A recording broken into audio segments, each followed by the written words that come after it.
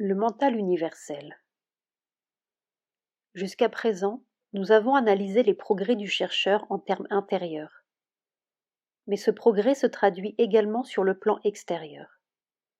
Et d'ailleurs, la cloison intérieure-extérieure s'amenuise de plus en plus. Elle apparaît de plus en plus comme une convention artificielle établie par un mental adolescent, enfermé en lui-même et qui ne voit que lui-même. Le chercheur sentira cette cloison perdre de sa dureté lentement. Il éprouvera une sorte de changement dans la substance de son être, comme s'il devenait plus léger, plus transparent, plus poreux si l'on ose dire. Cette différence substantielle se révélera tout d'abord par des symptômes désagréables, car l'homme ordinaire est généralement protégé par un cuir épais, tandis que le chercheur n'aura plus cette protection. Il recevra les pensées des gens, les volontés des gens, les désirs des gens sous leur véritable aspect et dans toute leur nudité, comme ce qu'ils sont vraiment, des attentats. Et notons bien que les mauvaises pensées ou les mauvaises volontés ne sont pas seules à partager cette virulence. Rien n'est plus agressif que les bonnes volontés, les bons sentiments, les altruismes. D'un côté ou de l'autre, c'est l'ego qui se nourrit, par la douceur ou par la force. Nous ne sommes civilisés qu'à la surface. Dessous, le cannibale continue. Il sera donc très nécessaire que le chercheur soit en possession de cette force dont nous avons parlé. Avec elle, il peut passer n'importe où.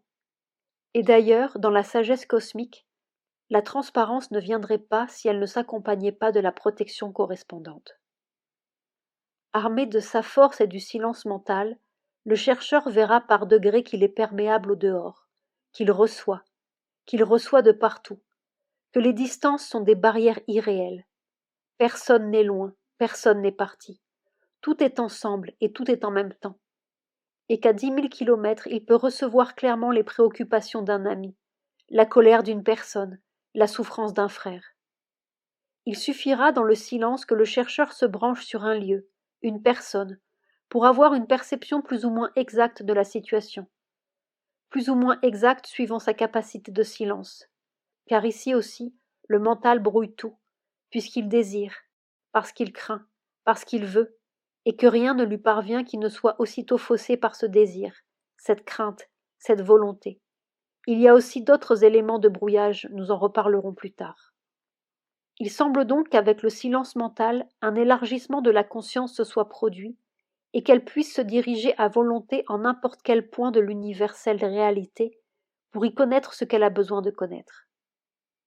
Mais dans cette transparence silencieuse, nous ferons une autre découverte, capitale par ses implications. Nous nous apercevrons non seulement que les pensées des gens nous viennent de l'extérieur, mais que nos propres pensées aussi nous viennent par la même voie, du dehors. Lorsque nous serons suffisamment transparents, nous pourrons sentir dans le silence immobile du mental comme des petits remous qui viennent frapper notre atmosphère, ou comme de légères vibrations qui tirent notre attention. Et si nous nous penchons un peu pour voir ce que c'est-à-dire si nous acceptons que l'un de ces remous entre en nous, nous nous retrouvons soudain en train de penser à quelque chose. Ce que nous avions saisi à la périphérie de notre être était une pensée à l'état pur, ou plutôt une vibration mentale avant qu'elle n'ait eu le temps d'entrer à notre insu et de ressortir à notre surface pourvue d'une forme personnelle qui nous fera dire triomphalement « c'est ma pensée ». Un bon lecteur de pensée peut ainsi lire ce qui se passe dans une personne dont il ne connaît même pas la langue, parce que ce ne sont pas des pensées qu'il attrape, mais des vibrations auxquelles il donne en lui la forme mentale correspondante. Mais c'est le contraire qui serait bien surprenant. Car si nous étions capables de créer une seule chose par nous-mêmes, fût-ce une petite pensée, nous serions les créateurs du monde. Où est le jeu en vous qui peut fabriquer tout cela ? Demandait la mère. Seulement, le mécanisme est imperceptible pour l'homme ordinaire, d'abord parce qu'il vit dans un vacarme constant, ensuite parce que le mécanisme d'appropriation des vibrations est presque instantané, automatique. Une fois pour toutes, par son éducation, son milieu, l'homme s'est habitué à sélectionner dans le mental universel un certain type de vibration, assez réduit, avec lequel il est en affinité, et jusqu'à la fin de sa vie, il accrochera la même longueur d'onde, reproduira le même mode vibratoire, avec des mots plus ou moins sonores et des tournures plus ou moins neuves. Il tourne et il tourne dans la cage. Seule l'étendue plus ou moins chatoyante de notre vocabulaire peut nous donner l'illusion que nous progressons. Certes, nous changeons d'idée, mais changer d'idée n'est point progresser.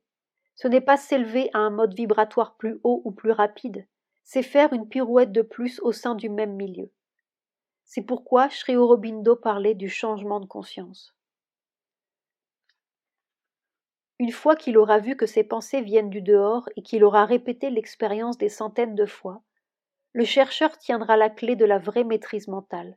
Parce que s'il est difficile de se débarrasser d'une pensée que nous croyons nôtre, quand elle est déjà bien installée dedans, il est aisé de rejeter les mêmes pensées quand nous les voyons venir du dehors.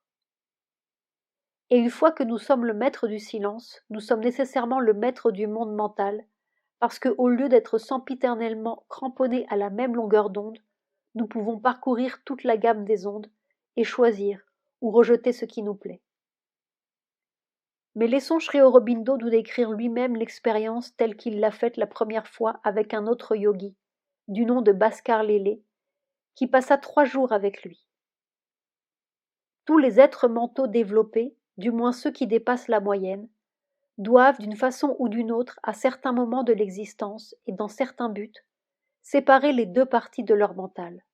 La partie active, qui est une usine de pensée, et la partie réservée, maîtresse, à la fois témoin et volonté, qui observe, juge, rejette, élimine ou accepte les pensées, ordonnant les corrections et les changements nécessaires. C'est le maître de la maison mentale, capable d'indépendance.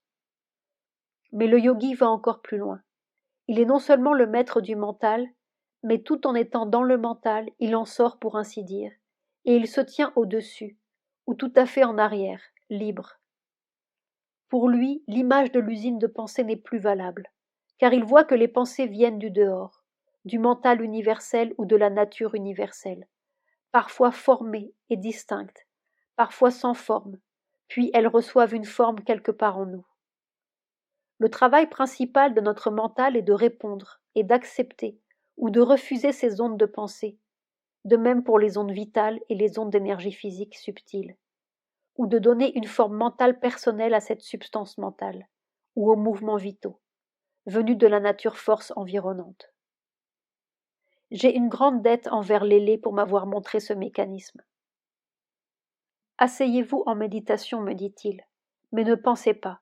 Regardez seulement votre mental. Vous verrez les pensées entrer dedans. Avant qu'elles ne puissent entrer, rejetez-les et continuez jusqu'à ce que votre mental soit capable de silence complet.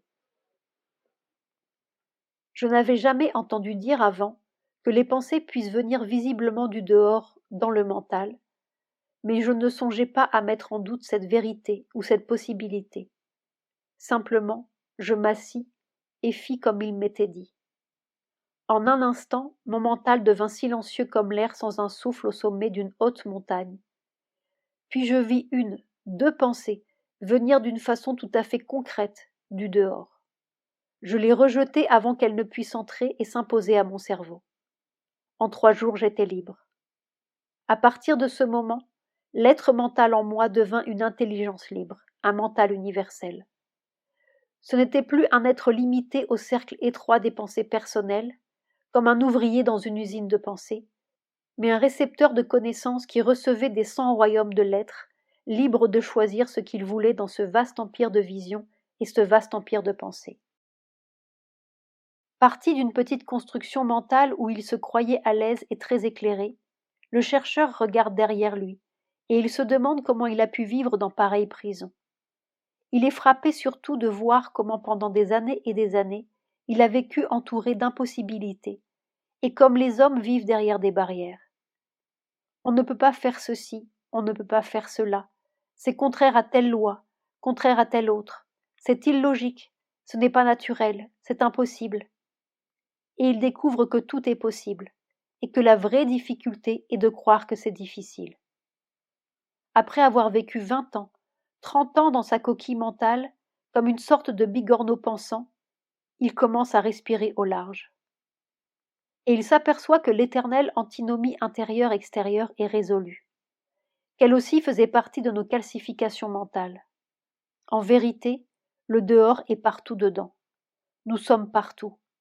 L'erreur est de croire que si nous pouvions réunir d'admirables conditions de paix, de beauté, de campagne solitaire, ce serait beaucoup plus facile. Parce qu'il y aura toujours quelque chose pour nous déranger, partout, et que mieux vaut se résoudre à briser nos constructions et à embrasser tout ce dehors. Alors nous serons partout chez nous. De même, pour l'antinomie action-méditation, le chercheur a fait le silence en lui et son action est une méditation. Il entreverra même que la méditation peut être une action. Qu'il fasse sa toilette ou qu'il règle ses affaires, la force passe en lui, et il est à jamais branché ailleurs. Et il verra enfin que son action devient plus clairvoyante, plus efficace, plus puissante, sans pour autant empiéter sur sa paix. La substance mentale est tranquille, si tranquille que rien ne peut la troubler. Si les pensées ou les activités viennent, elles traversent le mental comme une bande d'oiseaux traverse le ciel dans l'air immobile. Elles passent, ne dérangent rien, ne laissent pas de traces, même si un millier d'images, ou les événements les plus violents nous traversaient, l'immobilité tranquille resterait, comme si la texture même du mental était faite d'une substance de paix, éternelle et indestructible. Le mental qui est parvenu à ce calme peut commencer à agir. Il peut même agir intensément et puissamment, mais il gardera toujours cette immobilité fondamentale, ne mettant rien en mouvement par lui-même, recevant d'en haut et donnant à ce qu'il a reçu une forme mentale sans rien y ajouter de son cru, calmement, impartialement, mais avec la joie de la vérité et la puissance, la lumière de son passage. Faut-il rappeler que Sri Aurobindo dirigeait alors un mouvement révolutionnaire et préparait la guérilla dans l'Inde? Sri Aurobindo ou l'aventure de la conscience.